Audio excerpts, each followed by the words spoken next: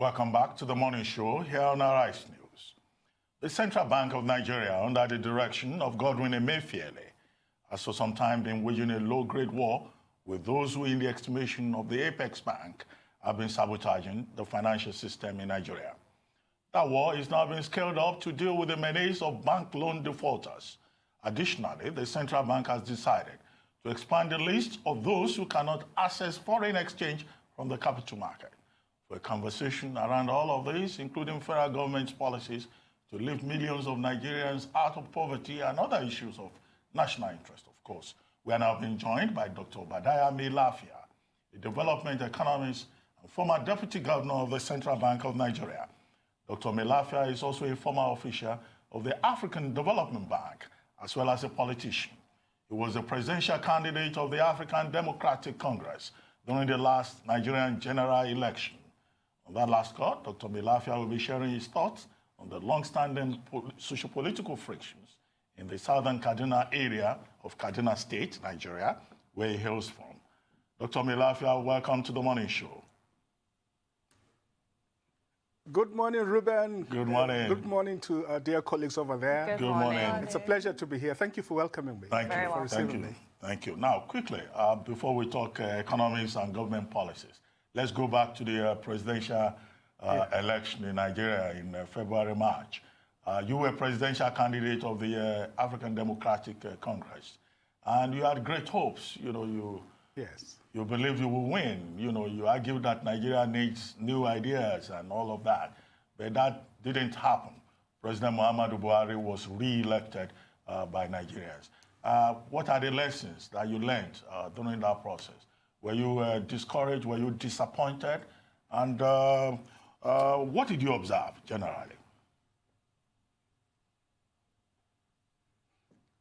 Well, thank you, Ruben. I mean, it's very, very important questions. First of all, I think I learned a lot about our country and the enormous challenges that we face as a nation, because it enabled me to travel to a lot of places and to see a lot of things firsthand, to interact with people, particularly the youth, whose future I believe we have mortgaged in such a very horrendous way. I learned a lot about politics. In fact, I went in out of outrage. I had never dreamt in my life that I would go into politics. A number of things made me to go into it.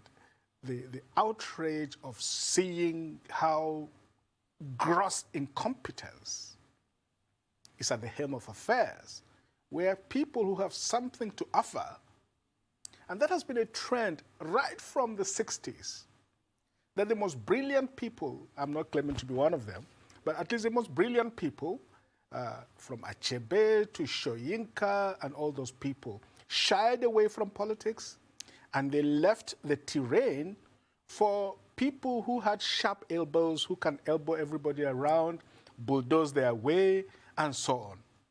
So I wanted to change that paradigm because of seeing the kind of evils going on in our society. But in the end, as you know, they rigged the elections. I'm sorry to say these are the worst elections ever in the history of this country. And I stand by my words on that. They were grossly rigged. Money played a huge and shameless role. Stomach infrastructure, political overkill. We saw it in Ekiti. We saw it in Oshun. We saw it in a lot of other places. And I am sorry to say, I mean, the INEC has been a huge disappointment. I'm very disappointed at the double face, the prevarication, the double dealing, the hypocrisy, the dissimulation that INEC brought to these elections. So I'm very disappointed, but I'm not discouraged, because I know that in politics, you win sometimes, you lose sometimes, and it is not always the best that win at the end of the day. But I think some of us, including yourself, Ruben, We all tried it, and I think we've learned a lot, we've learned something about ourselves, about our strengths as well as our shortcomings, and we would improve on that for the coming years. So I have two questions for you, sir. I think, the lessons I've learned. I have two questions for you. Firstly, yes. How are you now channeling that outrage that propelled you to run for president now that that presidential run is over?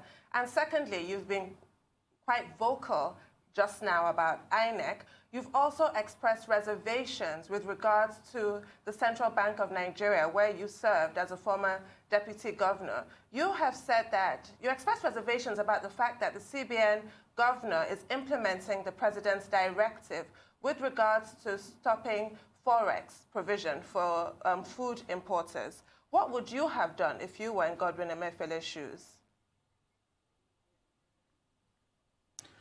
Well, I think that's a very good question as well. Thank you for it. Ordinarily, I don't like breathing down the neck of my colleagues because they often have to work under very difficult circumstances. But one of the points I have made is that the Apex Bank is exhibiting some of the symptoms of political capture, that vested interests in politics and even in the banking sector are the people dictating policy. And we have to be careful with that because the CBN Act 2007 confers independence and autonomy on the Central Bank of Nigeria. Now, having said this, it is also important to make the point that there's only one government. And the Central Bank of Nigeria is a part and parcel of that government. The CBN has a mandate to be the financier and banker to the government, the advisor to the government, and of course to keep price stability, ensure financial integrity, secure the naira and all of that. To do that effectively, it must work with the federal government. But we should avoid a situation whereby they can just wake up one morning and just dictate anything. That is very wrong. I was not questioning the substance as much as the methodology. That, look, was there a technical study? Did we, is there even a trade policy in place in which this policy arises, this directive arises as a part and parcel of that policy framework? Were there even scenarios, alternatives to ensure that, look, some of the drawbacks that may happen would be taken care of? Have we done enough homework in order to implement this policy? All those things need to be in place. And the CBN ought to give technical advice to the government on the best way to implement these things. But, in principle, there's only one government, and the CBN has to work. But by virtue of its autonomy, it must ensure that wherever there are fundamental differences on principle or where the national interest is concerned, the central bank must be able to take a stand, even if it is against the government of the day. That is why it has autonomy.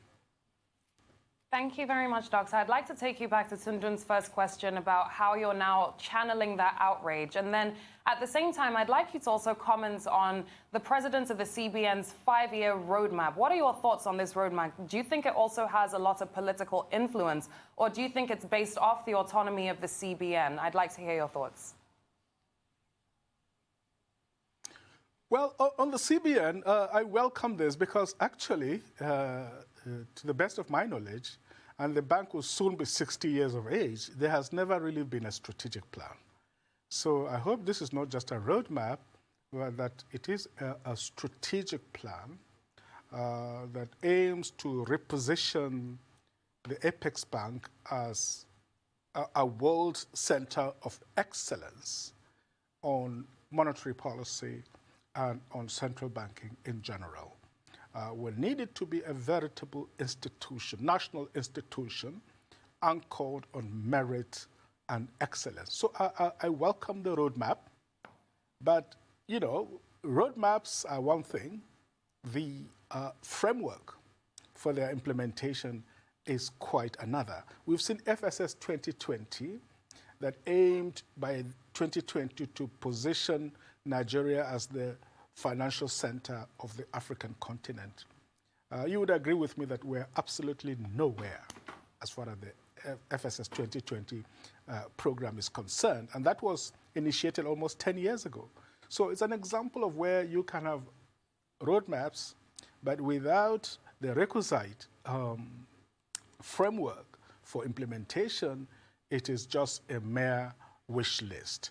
So we've got to be careful there and make sure that it works. How do I channel my outrage? Well, I do it by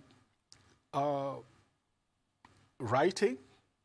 I'm a columnist in at least 3 newspapers, Business Day, The Vanguard, and Tribune.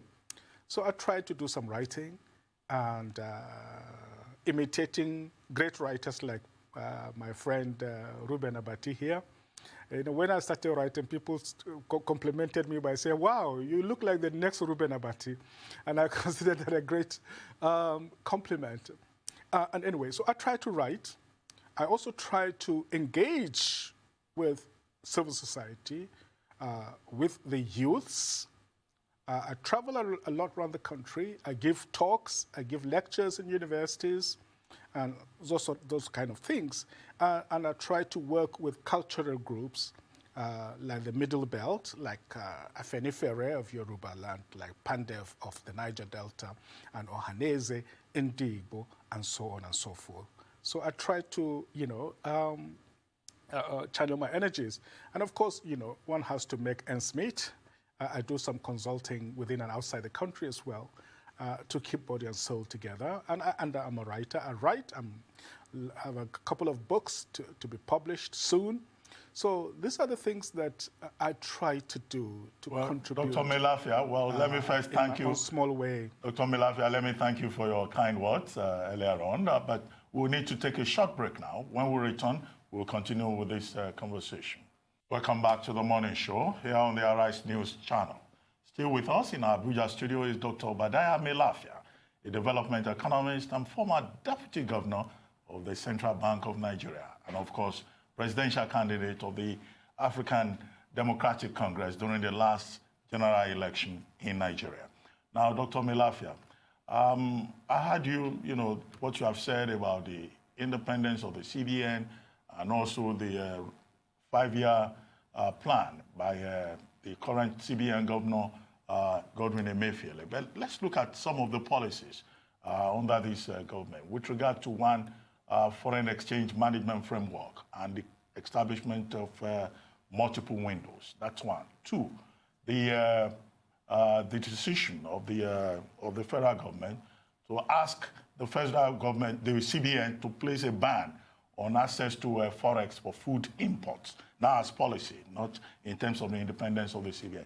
And then 3rd, you know, policy, the recent declaration by the CBN that there will be a credit risk clause that will make it possible for banks to go after discoverable assets in other banks of loan defaulters.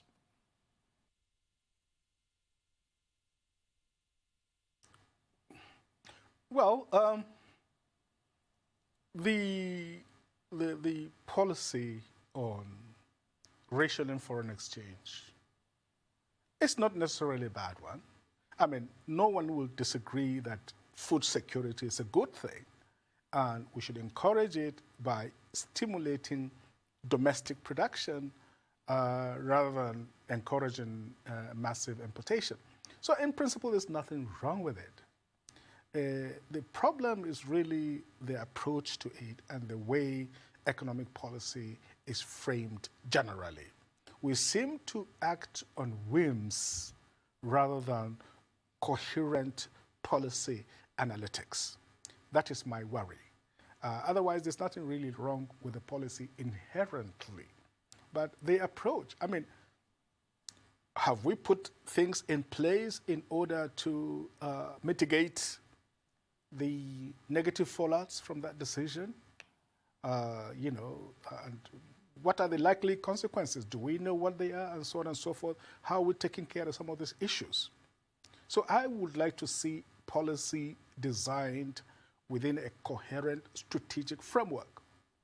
As I speak, we don't really even have an international trade policy as such. So we're literally just groping in the dark and making policies, as we go along. And that is not good enough.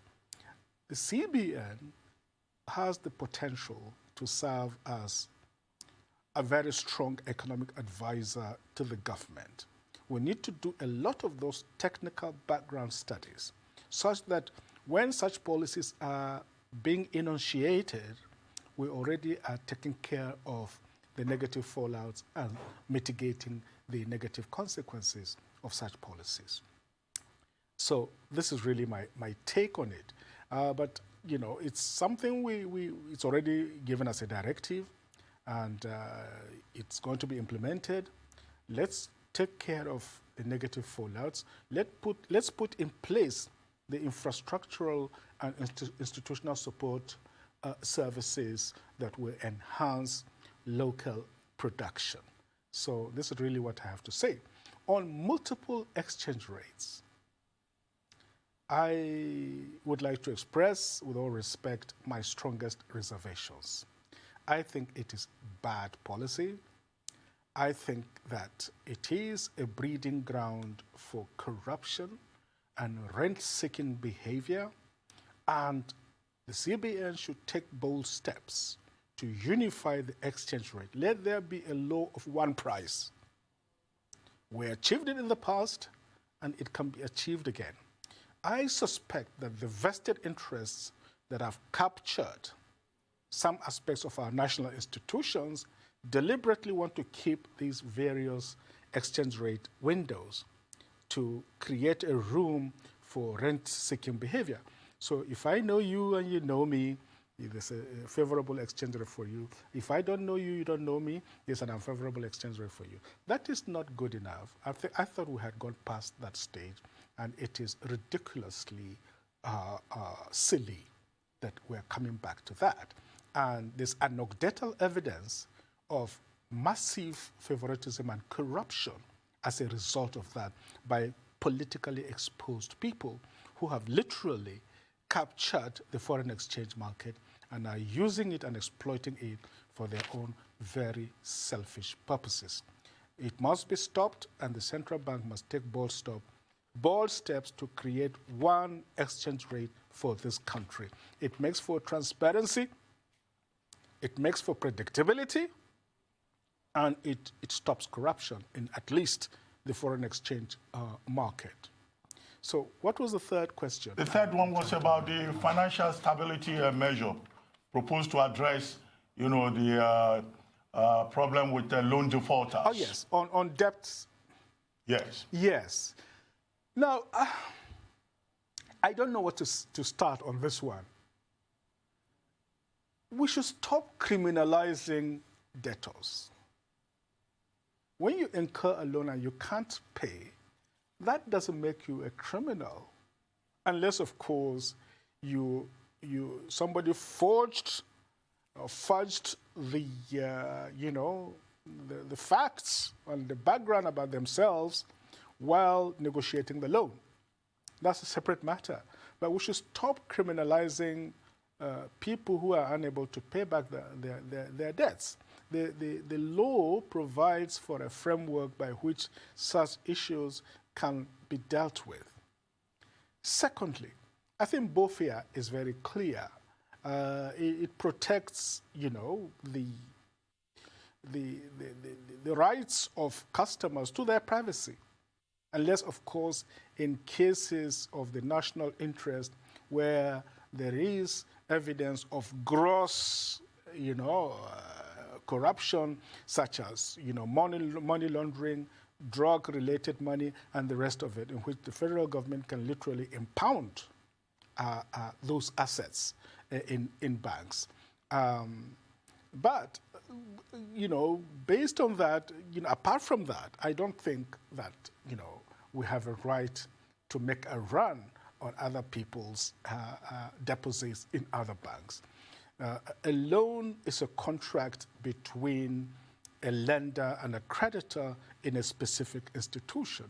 And that specific institution owes a duty of fiduciary care to ensure that, they give loans to people whose business model is sound and who have a capacity to pay back those loans. Now, in the banking world, we all know that at least there will be 10% of people who will not be able to pay back their loans for one reason or the other. Those issues should be dealt with as they are. There's a collateral registrar, and what we really don't have is a credit rating system for all individuals and corporate institutions. In the advanced industrial democracies, all countries have those things. So your credit card, through that, people can assess immediately your credit status. And there's a percentage for everybody, including financial institutions and commercial institutions, such that when a banker is faced with a potential creditor, they would, look at somebody who's trying to take a loan. They'll look at their situation. They'll do their background due diligence, and they know how much and on what terms to give out those loans. So we should concentrate on the fundamentals rather than chasing shadows that may end up actually undermining the financial system. Because in the first place, some of those follies that we've applied in the banking system have actually made the banking system to suffer massive hits. There are market women in Balogu market who prefer to keep their money at home rather than go through the wahala of putting it in a bank, when they will now come around and question everything as if everybody that has money is a thief. Okay, and so that is a very wrong approach and a wrong mindset. Doctor, as somebody who was instrumental in the bank recapitalization exercise of 2005, what are your thoughts on the proposed one now that's in the CBN 5-year plan, and to what practical effect?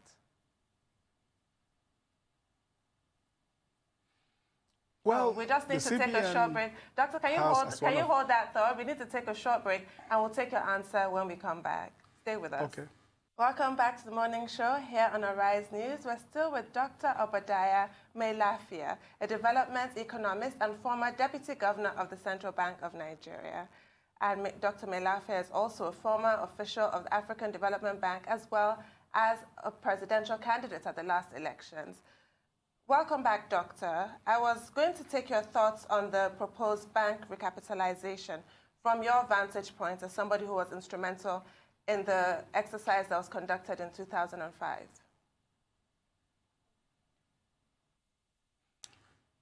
Yes. Let's be very honest.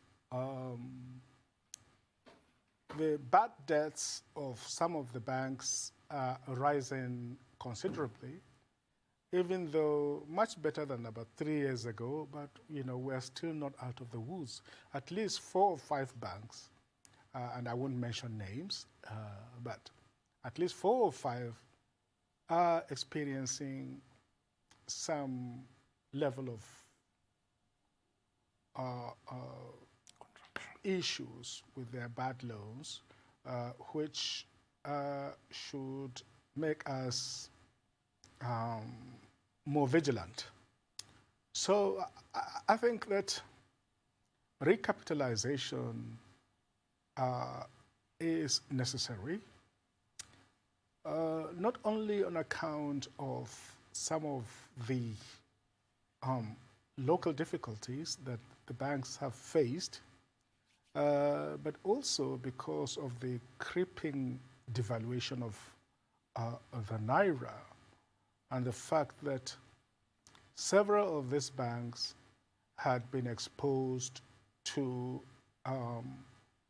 to dollar loans, mostly to oil companies, and devaluation as well as falling petroleum prices have had a huge impact on the liquidity position of these banks. So I think that we are moving inevitably in the direction of recapitalization. We should do it within a sensible framework of very clear policies and clear signals regarding what is needed to be done. We should avoid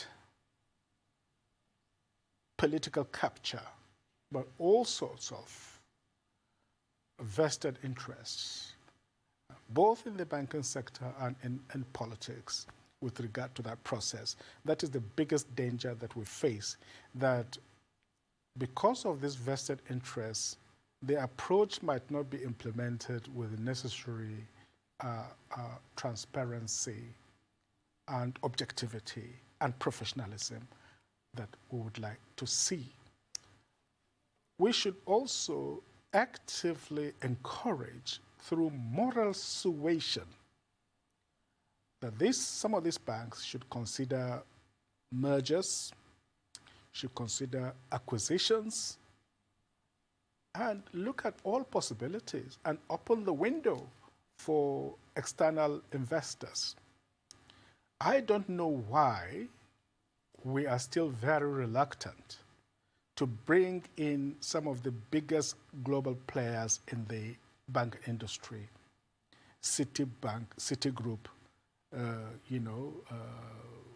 Allianz, the big banks in Germany and the rest of it. Look, let's make it an open field. I believe that an open economy based on the principles of universal free trade is good for our economy. There is no need creating apartheid Bantustans in the banking sector, whereby, there are just a few oligopolistic players who have cornered the market and they discourage international competition and the entry of other players. If we allow other people in, it will raise the standards, it will enhance competition, and at the end of the day, the consumer will be the net gainer in the whole equation. So, in the words of Chairman Mao Zedong of China, let 1,000 flowers bloom. Yes, Doctor. Now, another issue that's arisen is the fact that many bankers themselves have also been involved in the bad debts that a lot of people have run into. A lot of them have been paid off to allow these loans to run into bad debts. And this has created a huge issue because they don't take the fall for this. The debtor doesn't take the fall for this, but the bank's credit insurance takes the fall for this issue. So with this new credit system that we're trying to look at now to encourage banks to lend more, how do we then also avoid this serious bleed in the system that does also involve bankers from the system? Thank you very much for raising this issue. And I looked at the recent bank CBN directive, and it made a very huge omission. It assumed that all those people taking those bad loans are not necessarily bankers. In fact, bankers are never mentioned at all. And some of them and their board members are some of the biggest bad loan owners. That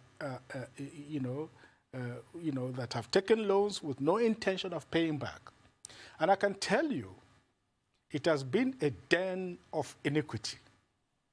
I mentioned only 2 instances, or in fact 3, that I know very closely, but I won't mention names for obvious legal reasons, and also because it would not be very responsible of me to have this inside knowledge and begin to divulge names and so on. But I can tell you, these are things that I know very, very closely. There was one case where, for example, if they see a business that is very successful and the guy has taken a loan, some of the bankers sit around and say, look, how are we going to take this business away from this guy? And they just invoke a small print and quadruple or triple his interest rate and bankrupt the guy deliberately so that they can take over his business. I know of one businessman who actually committed suicide because of that. Secondly, you might have taken a mortgage and they know your house, they know the value, and they decide they want it for whatever reason. They'll simply invoke a small print, quadruple your interest rate. When you fail to pay, they will confiscate the property, sell it to themselves at a giveaway, and that's that. They've ruined a lot of people like that. And I know of one case. He's my friend, so, I won't mention his name. The CEO of a bank, they go to the World Bank, they collect $200 million to give women bank loans. They assemble thousands of women, train them, issue them certificates, and promise them all of that, and ask them to bring their proposals and so on and so forth. That is the last the women will ever see. They actually end up giving the loans to themselves, their wives, and their girlfriends. And of course, they put all this data on this fake data on these women that they were beneficiaries of these loans, and the World Bank has absolutely no way of checking that this actually took place. I know of one case very closely, and I found it extremely offensive and very depressing. There's a lot of iniquity going on there, and we need people who have the fear of God, who have integrity, to clean up, stupid messes like that. And I find it just very offensive. And people who do those kind of things just are very irresponsible. And we should find ways of stopping it and ensuring that the right things are done. Unfortunately, our system is such that anybody who has an integrity is an enemy of the country. That's the way they see it. Well, Dr. Mailafia, all of this is very interesting. But let me just draw your attention that Nigeria's whistleblower policy is still in place. You could, you could make, some profit, just blowing the whistle. Actually, I don't believe in it. Sorry, Ruben. Yes. I don't believe in it. I don't believe in the whistleblower policy. I think it's a very bad thing. It has led to very perverse consequences. It destroys trust. And I believe that trust is very important in human relations. It's like, why not, if you are a Catholic priest, go and hear all the confessions and go and use it and make money because there's a whistleblower policy, that sort of thing. Anyway, so, let me ask you the question. It has issues. Let me ask it has issues. Yes, let me ask you the question I originally had in mind, which is about the president's cabinet, the newly inaugurated cabinet.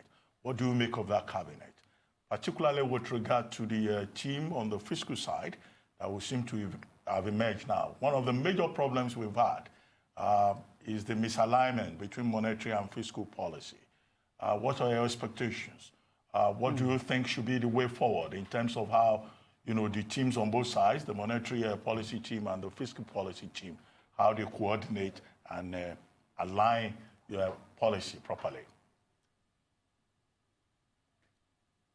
Okay, Ruben, the issue of coordination between the fiscal and the monetary is extremely important. And a bit of it takes place, but we would like to see much more than before. And some of the delays, and for the second time we had another delay of almost, 5 months before the cabinet was put in place. And that meant that, very little was happening, and the CBN ended up playing both the fiscal and the monetary policy roles. And that shouldn't be the case. We need a strong fiscal team that can also engage, intelligibly with the monetary side, in building the momentum for social and economic transformation. Now, this cabinet worries me because it's actually worse than the last one that we had. It is made up of recycled bags. Some of them, as we all know, are already candidates for the EFCC. And the ruling party, and I'm not talking as a politician now, God knows, I'm talking as a citizen, that some of them came and said, look, you know, if you come and join us, your sins will be forgiven. And they even compensate them with ministerial positions. And I can tell you, some of us had a small experience of that. I was under huge pressure to join the ruling party. They even took me to the special investigation panel over some very atrocious and shocking allegation that involving $7 billion that when I was in CBN, we took this money and we sorry, I have to interject at this point. We all know that give them to the banks. We all know that karma is a law, which might be why you have Mr. Obona Obla on the receiving end of what you got. But I just have to ask quickly, as we're running out of time. Exactly. We're running out of time now. But sure. What are your thoughts on the Judicial Commission of Inquiry that has been launched by Governor El-Rufai to look into the communal clashes in southern Kaduna? We literally have 30 seconds.